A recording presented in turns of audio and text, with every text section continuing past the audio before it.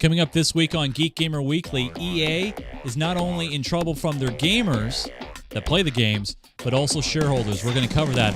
Also, the iOS 7 untethered jailbreak is finally here. We do a in-depth review of the Steam box, and we give you our Christmas gift ideas for this holiday season. All that and much more. Geek Gamer Weekly is next.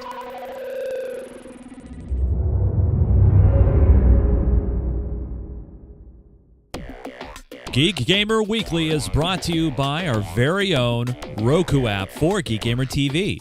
You can go back and watch the back catalog of Geek Gamer Weekly, Minecraft Me, our specials from PAX Prime, E3, and soon-to-be CES 2014. To grab that app today, go to ggtv.me/Roku.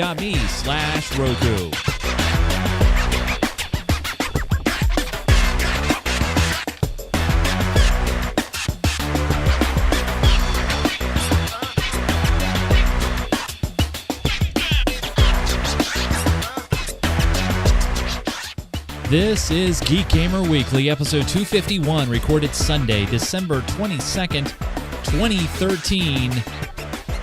The Battlefield 4 Christmas. Hey everybody, welcome again to another edition of Geek Gamer Weekly. This is the Uber podcast for all you geeks and gamers out there. Christmas week is upon us, and also Boxing Day, Kwanzaa, and any other holidays that you guys may celebrate. Having a fun time on this Sunday evening as we record this show live. While some other places may not be doing shows, we are going to be here all week doing shows. We got Minecraft Me this week and other surprises in store. I am Chase Nunes, and joining me on the panel this week is some familiar faces. First off, all the way from beautiful Monroe, Washington. Here he is, folks. We said it right. John Kessler. Hey, John, how are you? Just ducky. Sweet, man. Feeling good? Are you looking forward to Christmas this week? Yeah. Nice. Yep. Also joining us all the way, very far away. Huge. It's just so far. It's only a 4-hour train ride. Mr. Joseph Falby. Hey, Joe. How are you, man? Good. Good. Gonna give away that Game Boy, Virtual Boy back there? Give that away? Nope. No? All right. Nope. Also joining us all the way from Cincinnati. No, not Cincinnati. Even though you have Cincinnati. You're more orange than green. Your face is turning green. Breathe, Nick.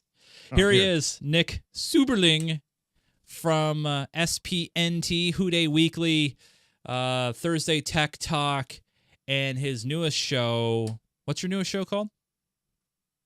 I don't know. I don't know. I don't know what you're talking about. I was just trying to mess you up, man. There you go. Oh, well, congratulations. It worked. Thanks for having me back on. I'm looking forward to it. Always a great time to have you on the show, Mr. Nick. And now the worldwide patented, it's a patented thing here on Geek Gamer TV, the quad shot with new backgrounds. In honor of our guest from Ohio. Oh, that background. Not the curtain behind you. Not John. the curtain, John. Yeah. The graphics back there. That is beautiful Cincinnati, Ohio, where Nick does a show. Suspension Bridge on the left, right. As I be the weatherman tonight, and then Yes, to please. the right is the beautiful Great American Ballpark where the Cincinnati Reds play their home games. And unfortunately, they just can't seem to pull through when they need to. Hey, all I know is the Bengals are in the playoffs today. I'm in a good mood. Fair You're enough. not going to rain on my parade, brother. Fair enough. Wrong season of sports. So, Exactly. Yeah. All right. Well, we really have a great, plethora of stories to talk about. I really don't know what to start with, other than just dropped today in the Apple world, the jailbreak for iOS 7, which covers 7.0 through 7.0.4, dropped to the world. Now, there's a couple of different stories here I want to show you guys about. And this jailbreak, by the way, just like a lot of the previous ones, really, really easy to do. You just download it, you plug in, and it walks you through the steps, and in about 5 to 10 minutes, you're ready to go. You're ready to run unapproved apps on your phone and device. Now, Joe, my question to you, our Apple expert, is there's some controversy happening with this. Because typically before you have teams, they come together, they release the jailbreak, it's all happy-go-lucky. They're trying to fight Apple, if you will. So what's going on here, Joe? What's the big story? Was that there is sanctioned? still a team involved here. Okay. What was that, John? I was going to say, was it sanctioned by the NSA? Yeah. Sorry. So there's still a team involved here. It's called the team's name is Evaders, and they've been in the news recently because there's been a bunch of weird stories about them, at least in the jailbreak world and in the community paying attention to this stuff. And it turns out they dropped this today rather suddenly. Nobody really anticipated it coming out.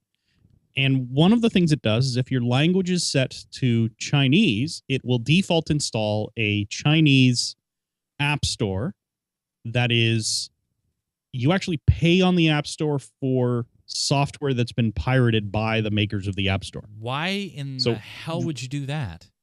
Well, they got a lot of money from them to do it. They got a lot of money from this company in China to do it. And right. and I guess they're not the only group who've been doing this sort of thing. Right. China is obviously a developing market. A lot of people are trying to get into it. And this is one way for these jailbreak teams to make some money because not very many people are willing to donate for these jailbreaks.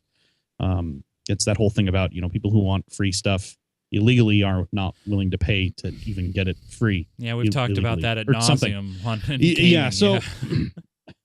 So anyway, they dropped this thing without any notice, and one of the people who didn't really get much of a notice for it is Sarek IT, who is the guy who maintains the Cydia store, which is where almost everybody downloads their jailbreak apps from, and tools that actually take advantage of the jailbreak. So tethering, Wi-Fi tethering, and there's Winterboard, which does custom themes and all, like a whole bunch of stuff like that. Yeah. So they basically didn't notify this guy, or they didn't give him much notice. So he hasn't managed to make any of his stuff compatible with iOS 7 at this point. Now, was that intentional that they didn't want to share it with Sarek? It depends on who you ask. So if you ask the Evaders team, they're saying that they were concerned that Sarek was going to release his own jailbreak, and he was like right on the edge of doing it. And if you ask Sarek, the reason why they didn't include him is because he couldn't give them as much money. Obviously, he couldn't give them really any money as compared to this Chinese company. So the Chinese company got access to it early, and Sarek did not. But now, of course, he is working on it. He has a few apps that are already working. I mean, it's only been out for a few hours at this point. So he's already got a few apps that are already working, and he's working on adding more. And I'm sure, he does a pretty good job, and he is well respected in the jailbreak community because of all the stuff he does. So we're fairly confident eventually it'll sort itself out and be better. But for right now, at least if you're in the US, there's not a whole lot you can do if you'll jailbreak your device. The jailbreak does work with all current devices, so all the way up to the brand new iPad Mini Retina and the iPad Air, and back to the original iPhone 5 and 4S. So it is an untethered jailbreak. So I got to ask this question. I mean, obviously, we've seen it. Apple has pulled and designed features for their new iOS 7 from what they've seen in Android, also from what they've seen in the jailbreak community. They've pulled some things, they've polished them up, and they've added it into the iOS system. They've also innovated some really cool features, like the Do Not Disturb feature, which I think is really, really solid and robust on iOS. Is there really a reason anymore to jailbreak other than to pirate and steal apps? I know a lot of people who fight that practice, and they'll say, well, the reason why I fight those things, I install the jailbreak and install pirated apps is because I want to have a demo. I want to try it before I buy it. I want to make sure this is something I really, really like. But is there really a reason anymore to jailbreak your phone? Well, there's really only two reasons to jailbreak an iPhone at this point. One is device customization. And that is, like I said, Winterboard, which enables really custom themes. And I've seen some really outlandish, just amazing stuff people have managed to put together.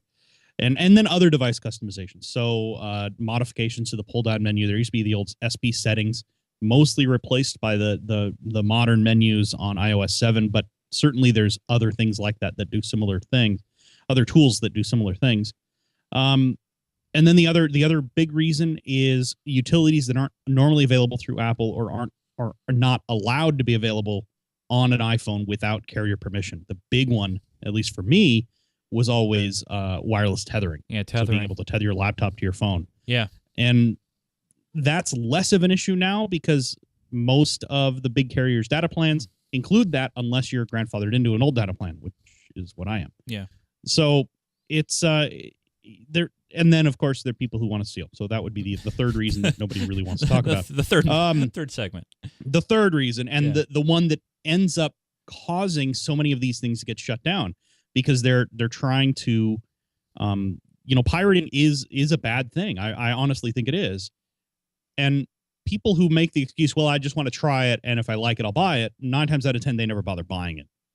So I don't like that. I think that is a problem. But the other things I think are good, and once they're working, I don't see a problem with it. But as it is right now, the jailbreak it functions, it works. There isn't a whole lot of options in the U.S. to do anything with it. Hopefully, that will change going forward. So now, Joe, you're an iOS user. Are you going to jailbreak? I don't know. I'm sort of up in the air on that. This jailbreak reportedly works on the betas that are out to developers right now. I don't know. I don't have a real compelling reason to jailbreak anymore. I like the phone as it is. I like what I have on it. I like how it works. Do you not tether anymore, basically? Well, my iPad Air, which is on a 4G plan, has tethering because it's on one of those plans that allows it. Right. So if I really need to, plus I have a tethering device, a MiFi-like device from work. So I don't have, if I need it for work purposes, I have it there. If I need it for personal purposes, I have it on the iPad. So I don't have a really strong, compelling reason to tether through my iPhone at this point. So that being the only feature that I ever really used, you don't see. I don't know if I'm going to bother. Yeah. It's. I don't know that I'm going to bother. It's just not worth. It's not much of a hassle, but it's just not worth the dealing with it. For me, I like having the flexibility and the ability to customize and do what I want. That's one of the biggest things I always loved about jailbreaking my previous iOS devices, and I still do have iOS devices. I have a first-gen iPad Retina. I also have a first-gen iPad Mini that I am going to jailbreak just because I want to have those customization features. And also, Andrew Zarian in our chat room brings up a great point, especially on the Android side of things.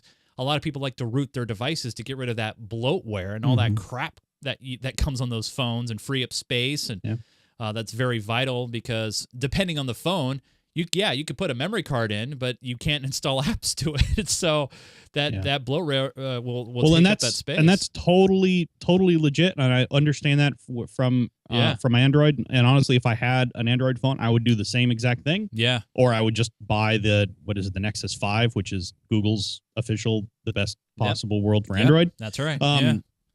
But iOS doesn't have any of that. That's true.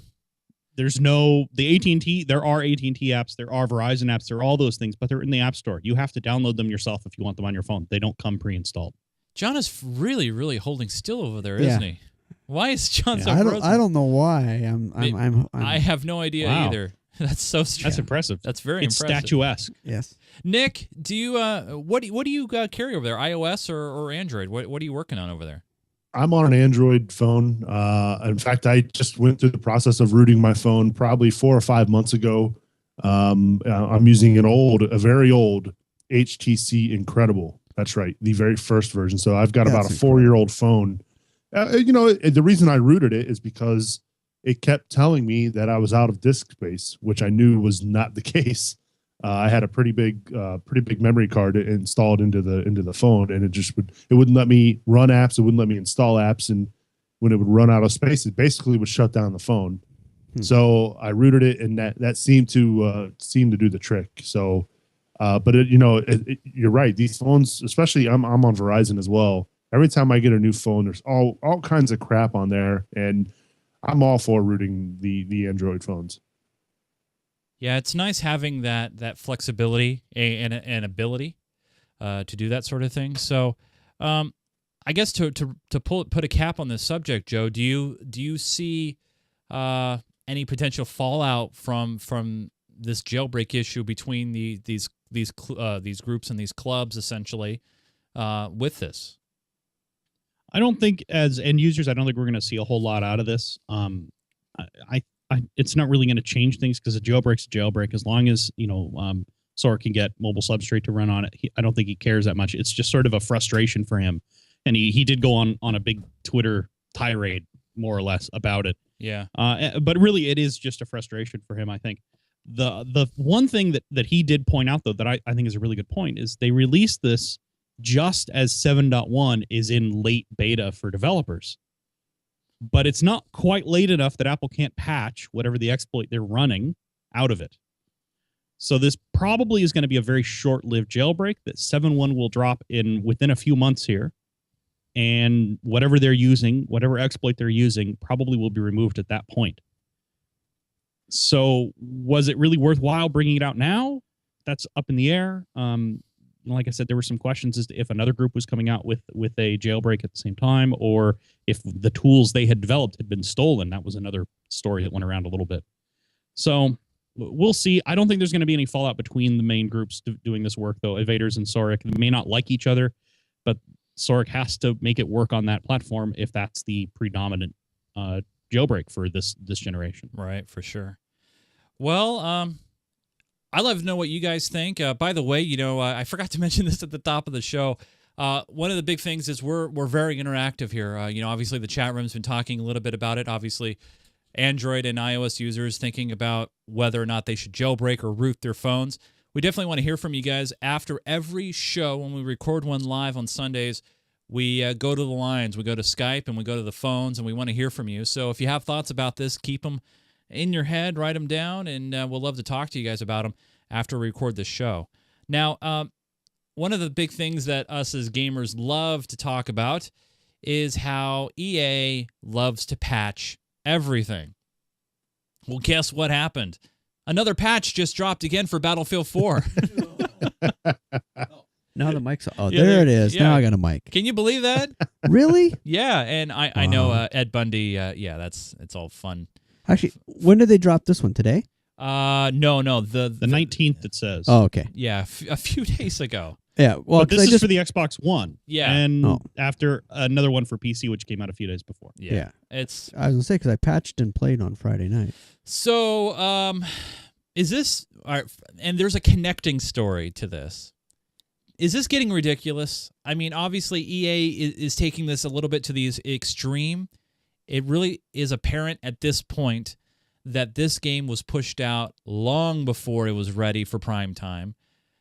And now I'll bring in the connecting story. The connecting story is this. You dropped the hammer. A third law firm is seeking legal action against EA for Battlefield 4. So basically, when EA announced and released Battlefield 4, there was a big price boost. There was a big price jump on the stock. Everybody was happy that, yes, this is shipping right before the console launches. We are ready to rock. We are ready to go.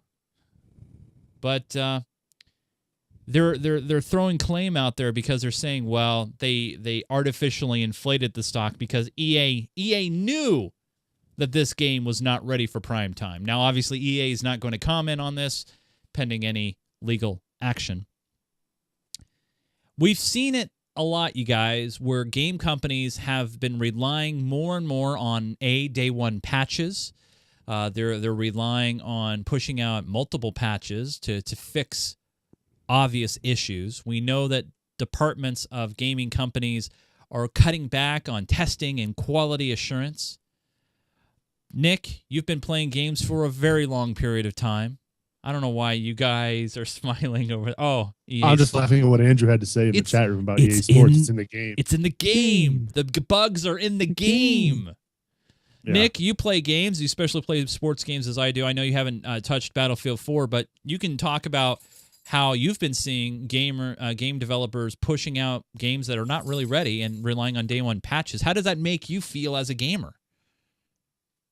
Personally, I think that I just want the game experience, particularly the multiplayer experience, to be as best as it can be. And if it requires patches, I'm all for it, as long as it doesn't ruin the game experience. Right. And as somebody who's played a lot of Call of Duty through the years, not just on the Xbox 360, but the PS3, It just seems like there's a lot of updates that some are necessary and some you just don't know what exactly it is that they're patching. And you notice maybe that the gunfire is not hitting certain players the same way or whatnot. I haven't had too bad of an experience when it comes to patching, but I think that there are times not just for gameplay purposes, but for security reasons as well. I'm sure that they've just constantly got to be updating these. So when you put your disc in and you automatically see that there's an update, I'd much rather have it right to begin with rather than putting a disc in, playing it, and finding out that there's problems. Well, you know what I always bothers me is what about the guys that don't have really good internet connections or don't have any internet connections and they rely on buying games in the store to be fully complete and ready to go?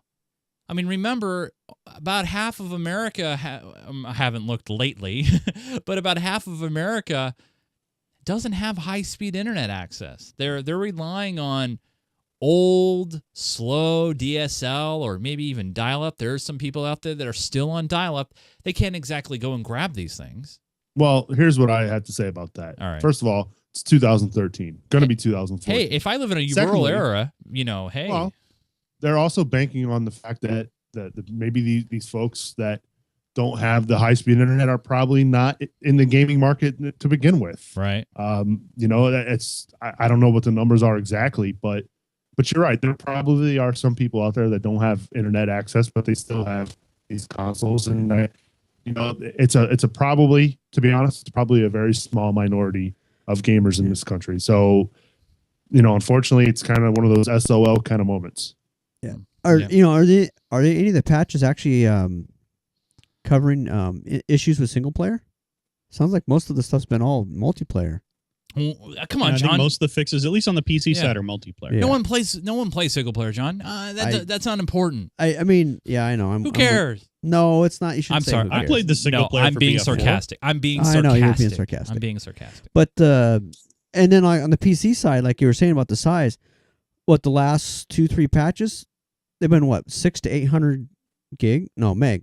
Yeah. Gigs. Yeah, Wow. gigs. Yeah. No, I just brain farted on that. Sorry about That's that. a whole other game. Yeah, that's well, another whole game. There's another Well, problem the fact there. that it's 24 gigs on the on digital and the original download, anyways.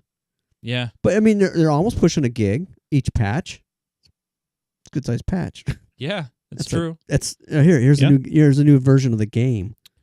I think it's just very, very sad that it's come to the point now where we're pretty much, this is just expected, right? That this is one of those things where it's just like, there's a problem. They got my money, but I have to get in early, because if I don't get in early, then I can't rank up my character, because all my friends are going to be level 60 and 70. So I got to buy at the very, very beginning, even if I know that it's crap or if I know that it's going to be buggy. And then there's the whole other issue, right, Joe, where you have companies like EA that push out the beta, and I'm using air quotes for people who are just listening to the show, put out a beta when it's not a beta and it's just a marketing gimmick, right? Right. Yeah. And we saw that with Battlefield 4. They had the beta, right, for people who pre-ordered and expanded it later. But really it was running a version, never got updated during the beta, and it was running a version that was significantly behind where they actually were in the development process. So it really wasn't a beta, it was it was a marketing thing. I mean, because they weren't taking any input from players, they weren't fixing any bugs based on what players found and discovered. But yeah, I think the game testing is a problem that it seems like they've fallen apart on that. It used to be, game testing was an integral part of the development process, that you would send it out to testers, they would work on it, come back, report back any bugs, and then it would go back out and just keep repeating that cycle until the bug list gets smaller and smaller and smaller. Now it seems like we'll get the game out to market. If people have bugs, we'll see it on Twitter, and we'll patch it then later, probably, maybe. If they're lucky. Back in 1998, I actually worked for a summer and fall at EA, and I worked on NASCAR 99 for the PlayStation, Nintendo 64, and our challenge was trying to find the most bugs possible, and of course we had a ship date that we wanted to hit, of course.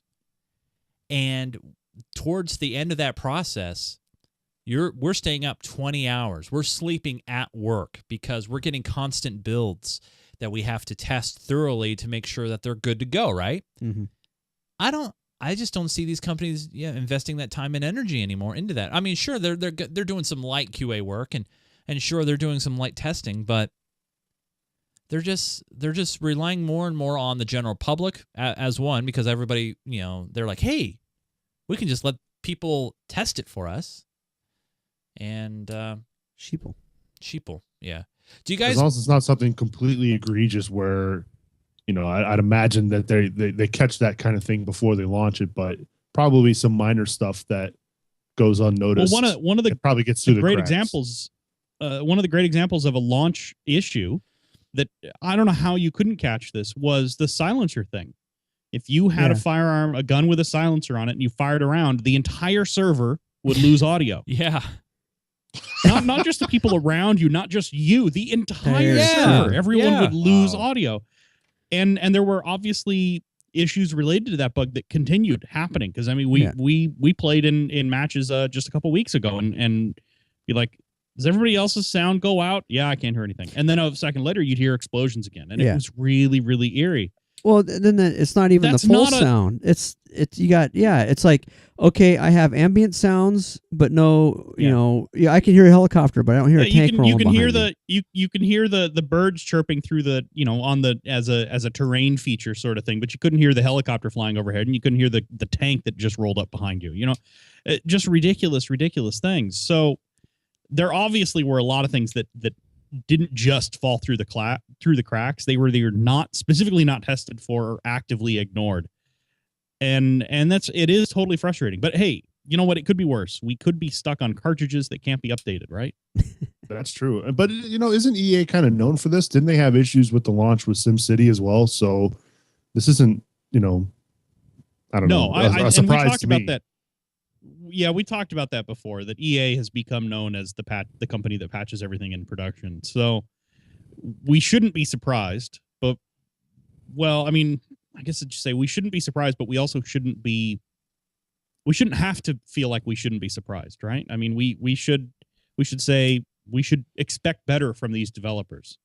It seems like it's bottom line and time. Those are the two things they care about, and they don't really care about anything else. But the only way, you guys, to combat that is with your pocketbook.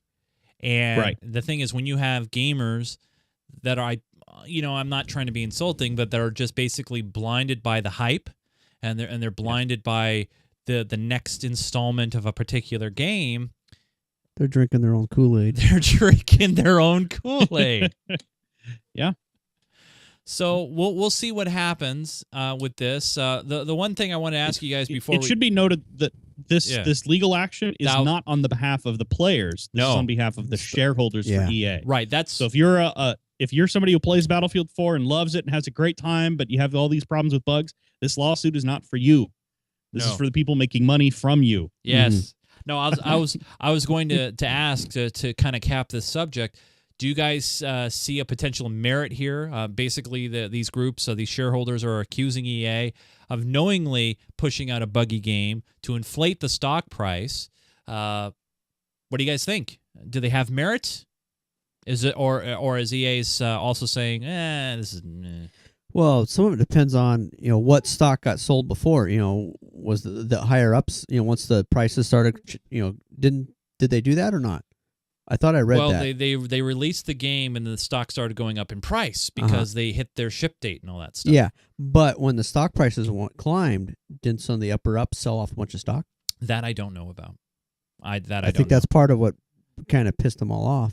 Well, like you're saying that. Oh, I see what you're saying. You're saying that they knew something that the other hand didn't know, and that's why they were selling off. And they're like, "Well, you sold off because you knew that the price went. They sold off, right? And then all the crap hit the fan, and then the stock went back down, and these guys are up, the higher ups are sitting there going, right, we got our money. Yeah, we made our money off the deal. What do we have to worry about? Yeah. Well, maybe this kind of situation that's happening with EA will hopefully, I know I'm reaching here, hopefully will make them make better quality games going forward. And on that note, let's move on. Okay. Next. That should be Segue. nice, huh? Yeah, it's not gonna happen. I have no hope with EA. Steam Machine. Now, last week we talked about the lucky, was it 300 gamers? 300 gamers who got the Steam Box beta from Valve, and they're no doubt having fun. Maybe even playing games as we speak right now. GameSpot actually took a look at it a little bit deeper in the console, and let me bring that up here. And they revealed that this thing is loaded. It is loaded. So if you add up the cost of all the various components, including the processor, motherboard, and hard drive, it's going to run you about $1,300. That also includes for the most expensive component, which is a Zotac GeForce GTX 383 gig card. That card alone will set you back $500. Now, gents, obviously, GTX 780. What did I say? You said 380. I said 380? I think so. That sounds like something I would have said. Confused. Yeah. What? GTX 3780. I'm just Yeah, kidding. there you go. I'm just going to really mess it up. That's a lot of money for a Steam box. Now, we were talking about this in the pre-show and how I thought that, the one thing that's kind of weird here is, Valve is trying to make their move into the living room space, of course, and what they want to do is combat against PlayStation and Xbox and Wii, and they said, hey, if you already have a Steam library on your PC, you can play those same games in the living room, but it's going to only cost you so much money. Now, we don't know what these costs of these boxes are going to be because this is a beta. Valve's not talking about this particular box and the price of the components. Now, Joe, you had a great theory about the reason why this box is so high in cost as far as components go. And you want to explain that theory to the audience? Well, there's really kind of two parts, right? So one is this is all using off-the-shelf parts. That is correct. These are every single piece in here is something you can run down, except for basically three things: the case, the little display on the front that has the little circle valve thingy, and the controller. Those are the three parts that really aren't available outside of the Steam box. Everything else is a straight up off-the-shelf stock part. You can just go pick them up. Whatever your favorite part store is, they probably have them.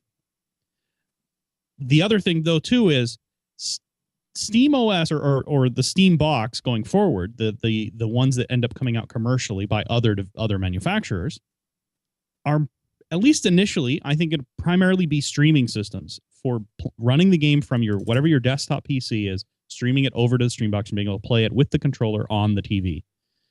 And if that's the case, then you don't need a big processing video card in that little Steam box because it's just streaming data. It's not actually doing the video work itself. So I think we'll see them a lot cheaper. We already saw one company, iBuyPower, I think, announced their version of a Steam box, an early version, maybe a couple months ago now, and they were pricing it in the $500 to $600 range, which is way more expected. Yeah. And besides that, you're only driving a 1080p display. You don't really need a 780. Yeah, exactly. You can run that with a 760. You can run that with a much lower video card and processor, and it will still outpace any of the current consoles that are out there. So this is way overbuilt, but I think it was way overbuilt on purpose, and I don't really think it's a big deal going forward for the Steam box as a platform. What do you guys see going forward as maybe the de facto standard? Because see, my impression on this Steam box beta was that Valve was going to push out to gamers or their beta testers what their vision of what the Steam box should be modeled after, right? Kind of like a reference card, if you will. You know how manufacturers put out a reference card and they say, all right, this is the standard that we want to put out. Yeah, you can modify it. You can overclock it here and there, and we've seen that happen. Of course, EVGA does that all the time. But I thought this was going to be kind of the cookie cutter standard. If this is the cookie cutter standard, I'm a little scared on the price of these Steam boxes. No, again, I think this is what would be truly a beta product, right? Okay. This is going out the door for people to test, for people to screw around with, especially the controller.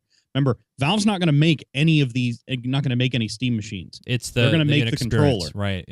Right. That's true. So they're going to make the controller, they're going to make the OS. That's all they're going to do. So I think going down the road, we may see a sort of minimum standard system, but I don't think it's going to be modeled after these systems. I think these are just one-offs. The people who got them are really lucky, really lucky. Yeah. If anybody wants to give me one, I'd be totally cool with that. Yeah, if you guys want to donate into the show, we could fully test it. Actually, you know what? The Steam machine is great. I'll take a Steam machine, but I really would rather have the controller, to be honest. Darth Vader. I just really want to try it. Darth Vader. Well, they're kind of blue. They're not black. So. Oh, they look black in the pictures.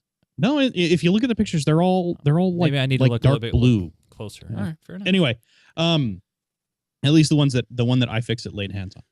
So, but again, I don't think, I don't want to like go overboard defending Valve and be called a Valve fanboy, because I have enough fanboy titles as it is.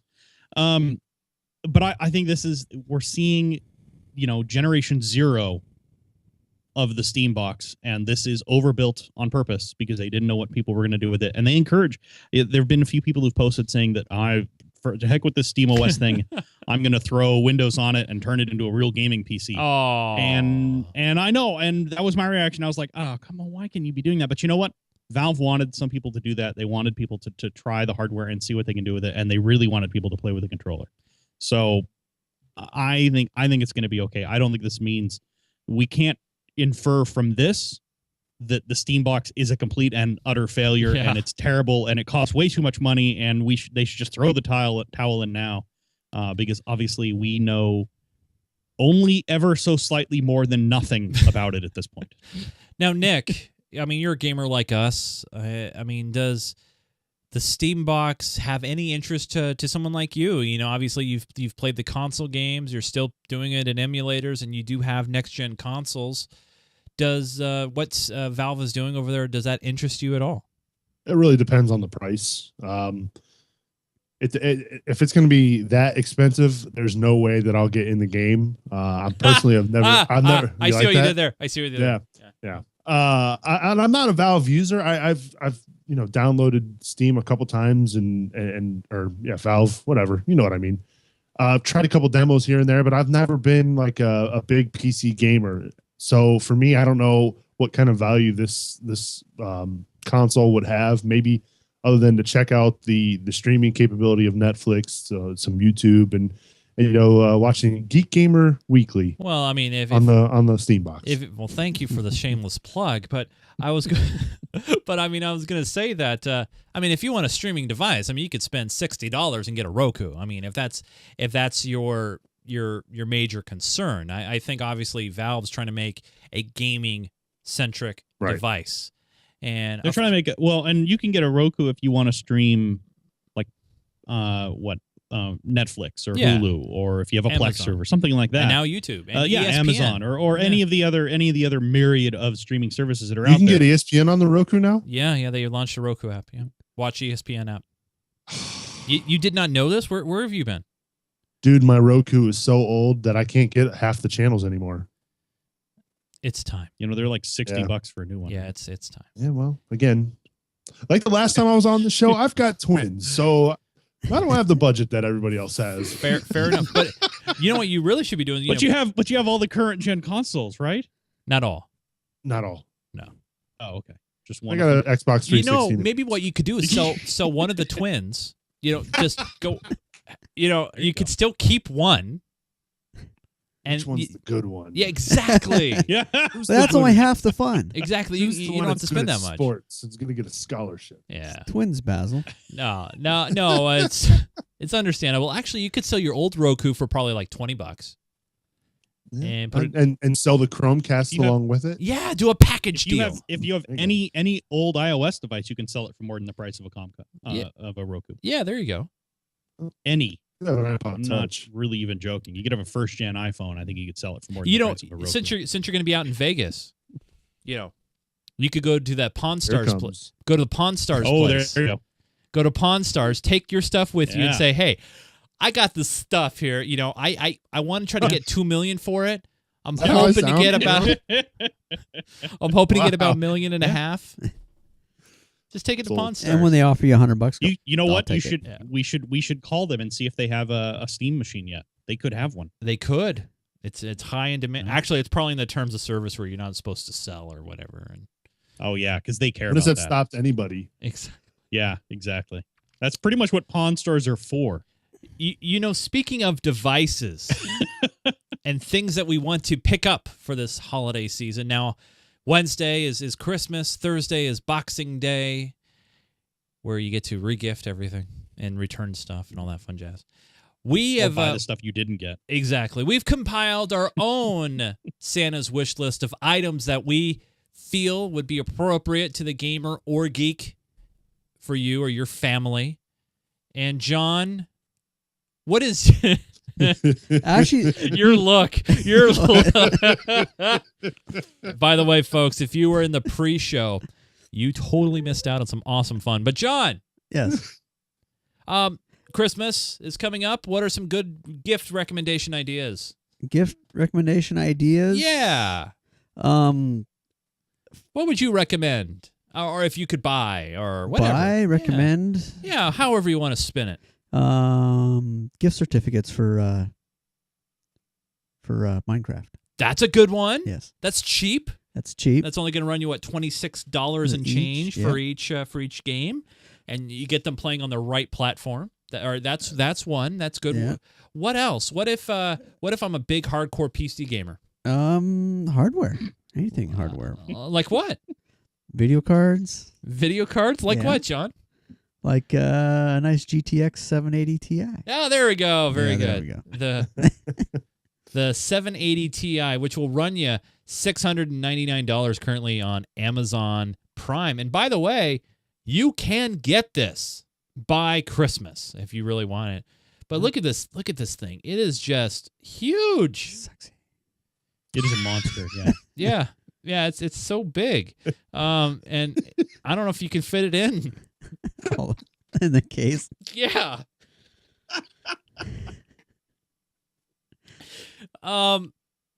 Would you recommend this kind of video card, Joe? Joe doesn't like it. Actually, no. I love the 780 Ti. Okay. Yeah, it's a good I think card. it's a fantastic card. It's not probably my first choice as a enthusiast gamer who has a sense of budget. But if money was no object, I think it's great. Yeah, I see no problem with it at all.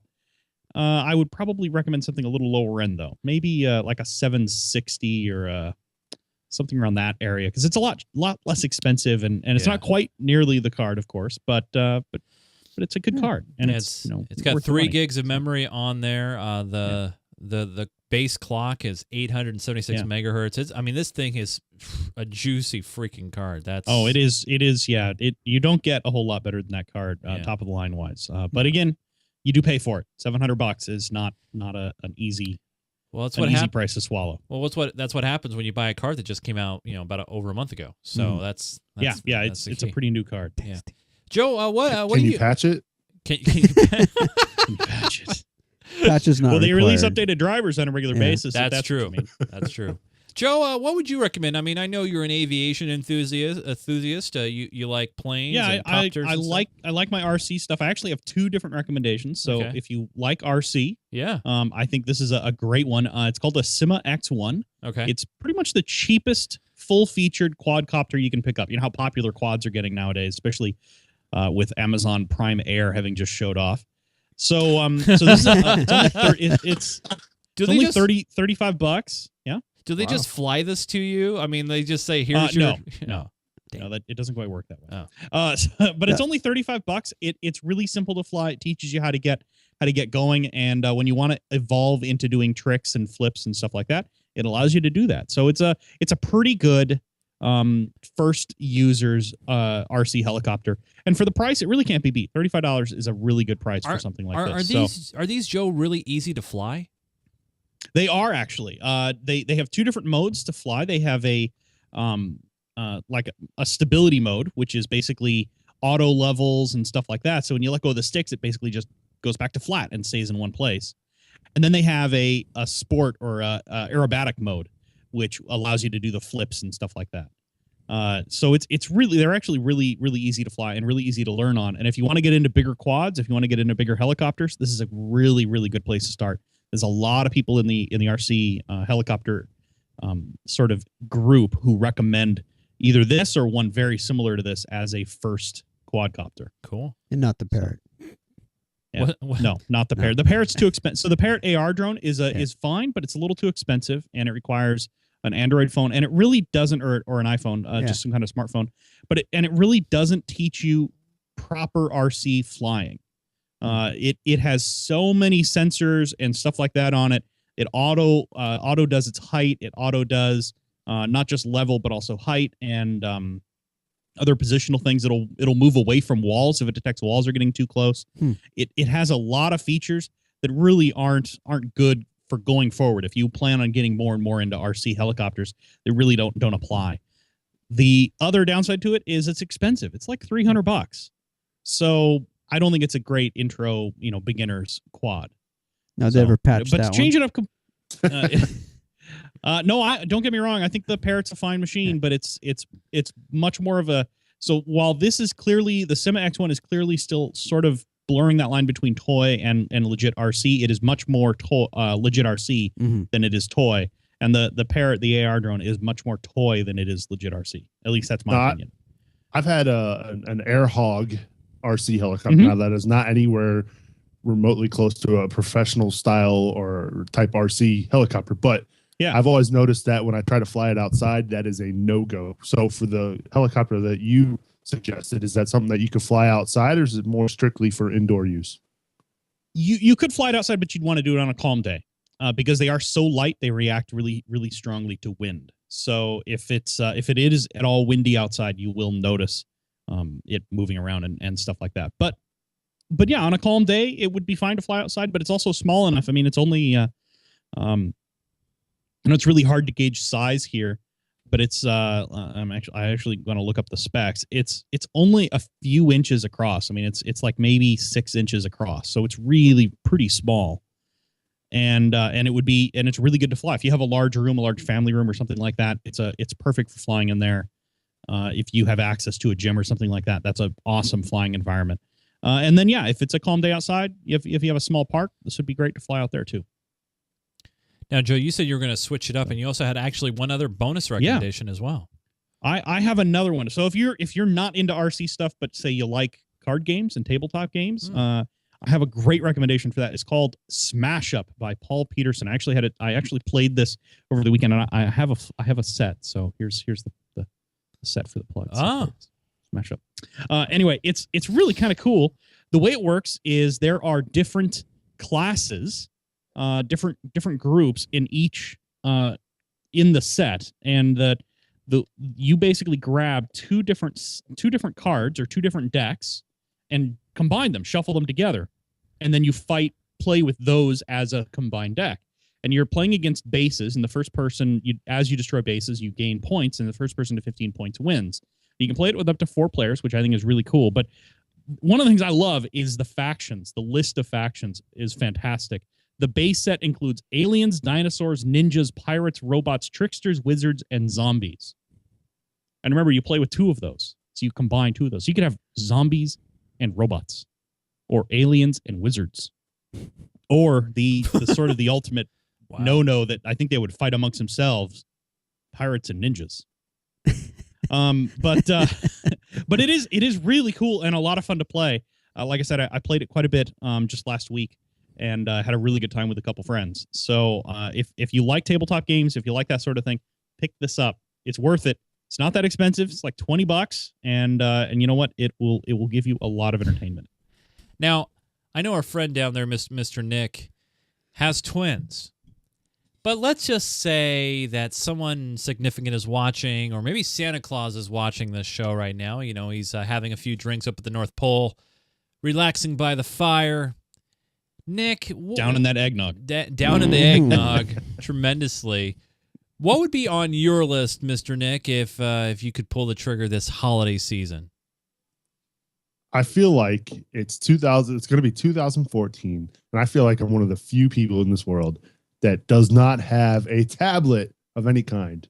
So I've been looking. We've been doing some shopping and looking around. My wife and I. She's also a techie kind of person as well. So she's into the tablets and likes the dual screen experience when she's watching her TV shows. So I was looking at the Kindle Fire HDX, the 8.9 inch version.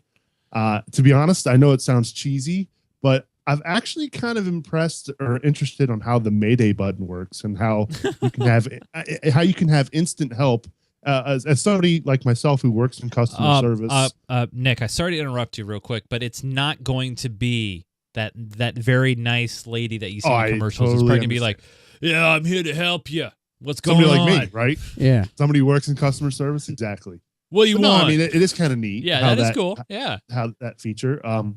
Either that or, I've always wanted an iPad, whether it's an iPad mini with the Retina display or even an older version of the iPad. I mean, obviously with the most up-to-date stuff, but I would like a tablet, not just for the use here in the studio, but whether it's when I'm live tweeting during Bengals games or Notre Dame games, rather than use this HTC incredible phone, which the processing speed on this phone cannot handle the newest version of Twitter. It's pretty awful, actually. I could use a tablet for my dual screen experience. So if anybody's watching and you haven't bought anything for me yet, I really would like a tablet. Do it. Please. I have to ask you before I reveal my pick. Is there a reason why you're thinking more towards Amazon? I mean, like the Nexus 7, if I was buying a tablet for the first time and I was worried about cost to performance ratio and stuff, I mean, that's really inexpensive. Isn't it still $199? Was there a reason why you're looking at the HDX? I'm just curious. I'm not going to lie, Chase. It's mostly because of the commercials I've seen. Oh, okay. I wouldn't be opposed to a Nexus 7, obviously. I don't really have a preference, and the chances of me getting a tablet anyway aren't great, but I'm not opposed to the Samsung products or anything like that. It's just I happen of late I've been watching a lot of football, and Amazon has done a great job marketing their Kindle Fire during football games, and so it's fresh in my head. Yeah, seeing former NFL players saying hitting the Mayday button and talking to that very nice female on the screen. Yeah, oddly enough, they all get the same female, though. I mean, you get the same lady. I mean, she must be really busy. Or really good. That's true. Maybe they've cloned her, perhaps. Yeah. But the HDX, looking at this, you can get it in 3 different versions, 16, 32, and 64 gig sizes. Now, it'll add $20 to your price. Actually, about $20 or so.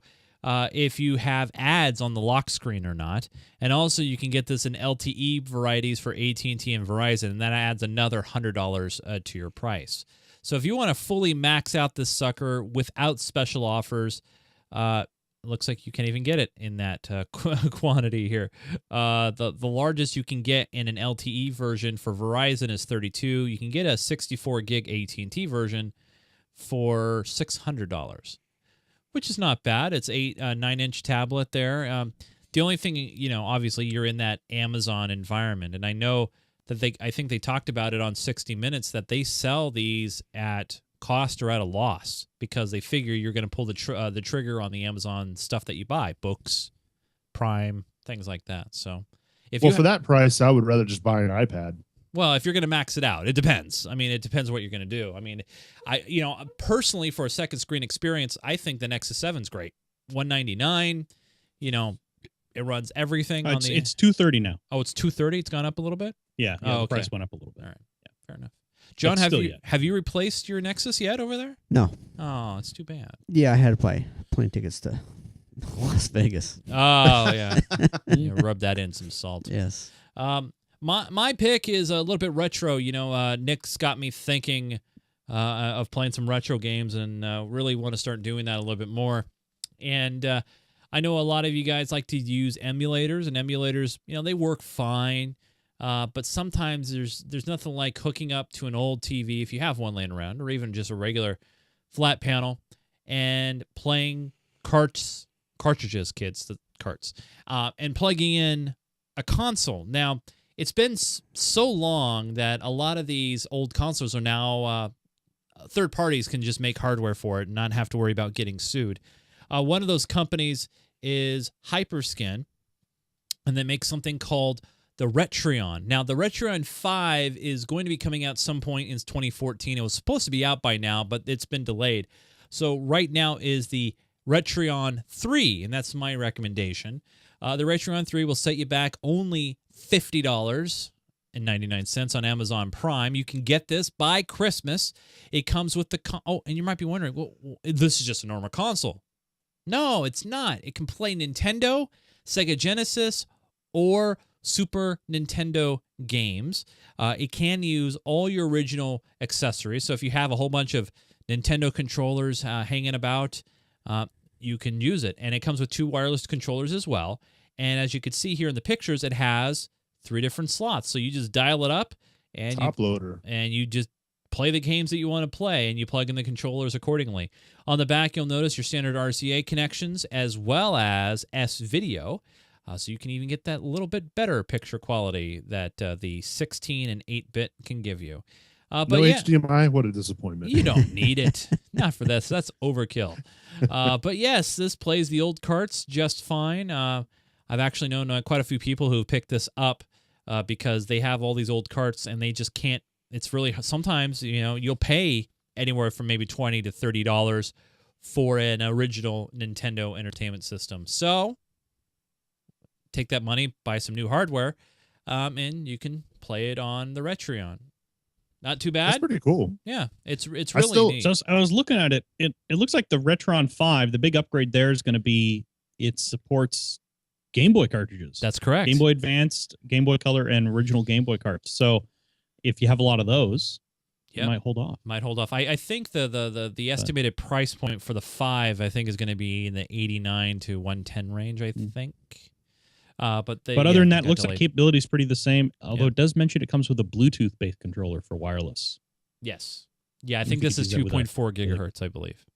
I wonder if you could use that Bluetooth controller with other things. Yes. There you go. Anyway. So, yeah, those are our gift ideas. We'd love to hear from you and what you got for Christmas. You can always write into the show weekly at geekgamer.tv. First off, I want to say a big, huge thanks to this gentleman right here, Mr. Nick Suberling. And Nick, for those who don't know, and they do see your microphone flag there in high def, what is SPNT TV? What does that mean? What is that? Sprint. Well, Sprint? No. Sorry. Spent, not sprint. Oh, spent. spent. He's spent because he's had twins. Twins, yeah. Yeah, twice the fun. Yes. Yeah. Well, SPNT just basically stands for the Sports Podcasting Entertainment Network, and it's a network of podcasts that I founded on my own. I started off with a show called Who Day Weekly, which is my baby, my prized possession, and it's branched into other shows like Irish Impact, the Minor League Report, Red Leg Weekly, and a tech show that we've done about 45 episodes on called Thursday Tech Talk, which our most recent episode featured the one and only Chase Nunes talking about consoles. What are you talking about? What? Yeah. I know, shocker. You were on another podcast? Yeah, I know. Did you get clearance for that? What clearance? Clearance from who? Myself? What do you mean? You What are you talking about? You didn't.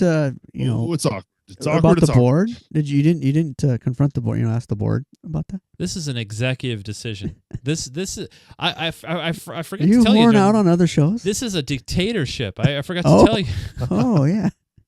No, I mean Nick does some fine work, and he's actually up right now. He won't mention this, but he's actually up right now for a podcast award in the sports category for Who Day Weekly. And so right now, we're going to cross our fingers and hope for the best as he tries to take down the big giant known as ESPN, some sports channel. So yes, Never heard of him. I don't have cable. Never heard of him. So yes, spnt.tv if you want to check out Who Day Weekly. If you live in the Cincinnati area or you're a big Bengals fan, doesn't matter where you are in the world, this is the premier show for you, honestly. I mean, talk about passionate guys who love their stuff. I mean, that's the most important thing, right? It comes out on the air. So when they win, you're feeling good. That's right. When they lose, you're trying to dissect what happened and what they could have done better, like the ball hitting the turf and it wasn't an interception. Seahawks. Nice. Also on the show, and also co-host of Minecraft Me here on geekgamer.tv. My very good friend, Mr. Joseph Falby. Hopefully, Joe, you got some plans for this Christmas holiday? You're going to be doing something, hopefully? Actually, mostly just staying in. Well, the invite is always open. If you want to come up and have a prime rib roast that we're going to be... I have family who is going to be here, and the work gave me a ham. Wow.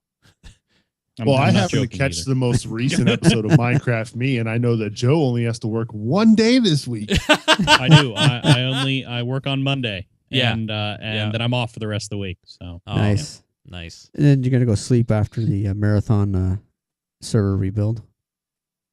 Joe's done. I was thinking about that. Well, that was this weekend. But there's still a few things I need to sort of finish up on that, but it won't affect players too much. No, it's all behind the scenes stuff. Yeah. People can now play. John Kessler, always a great friend of the show.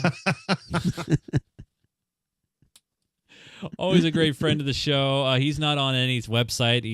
He only co-hosts this show, which outside of Joe is the longest running co-host. I mean, you got more episodes under your belt than Joe does on Minecraft Me. I'd have to go back and see when the first time you ever appeared on Geek Gamer Weekly, which back then it was like Control F12 or something like that. It was Control F12. Yeah. And for some reason, I want to say Ty was on that episode. Were you ever on Hoser Chat ever? I think you were. I'd have. Oh, maybe it was Hoser Chat. Yeah. See, so that would be because I want to say I think Ty was there. Yeah. Well, on the one episode that I was on. Well, but there was no video; it was just audio. Yeah, Ty's been on many episodes you've been on. But even back then, it was. Yeah. Ah, yes. Yep. Yes. And you guys know me. You can follow me on Twitter at Nunes, Nunes. You can also follow the network on Twitter at GeekGamerTV. We do the show Sunday evenings, 6 p.m. Pacific, 9 Eastern at live.geekgamer.tv. And we love to have you join us. Those things like GIFs and new things like, I don't know, web apps and other website stuff, just to let you guys know, we'll be launching very, very soon a brand new web home. And the great thing about it is it will be tablet and phone compatible. It will be responsive, which is really neat. And I've been testing it out, and it's looking really good. We're very, very close. Also be launching in the new year, probably maybe, I don't know, second week of January. I really don't know. We're getting close of the 24/7 audio stream, which will have audio-specific generated content. Basically meaning if it's something visual, it probably won't be on there. Like Minecraft Me may not be on that stream. It's a very visual show. What's the point in putting it on there?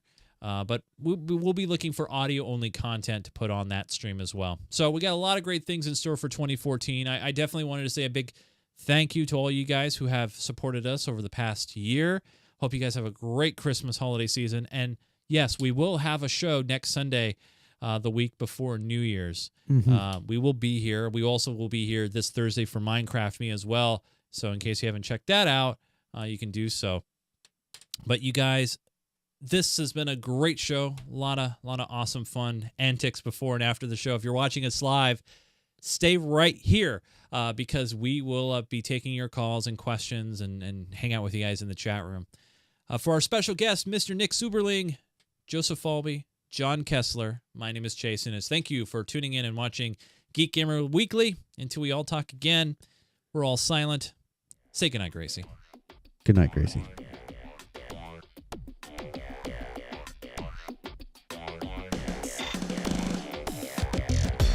Like Gracie?